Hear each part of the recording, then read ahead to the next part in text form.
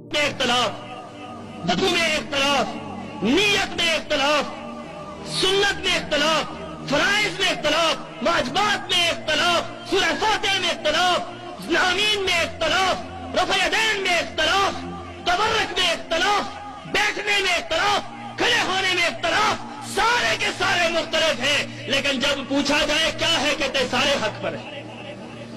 میں حیران ہوا، میں نکل کھڑا ہوا تحقیق کے لیے کہ تحقیق کرنی چاہیے کون حق پر ہے کون نہیں ہے، اور خدا کی قسم ہے میں یہ بات آپ سے کہہ دوں کہ جو شخص نیوٹرل ذہن کر کے صاف ذہن رکھ کر جو تحقیق کے لیے نکلتا ہے، میرا ایمان ہے کہ اس کی منزل اہل حدیث پر آ کر رک جاتی، تو اہل حدیث بن جاتا۔ اب میں گیا دیوبندی علماء کے پاس، اپنے خاندان کے بڑے بڑے علماء ہیں ان کے پاس گیا، دیوبندی علماء کے پاس جاتا ہے، جیسے اہل حدیث علماء کے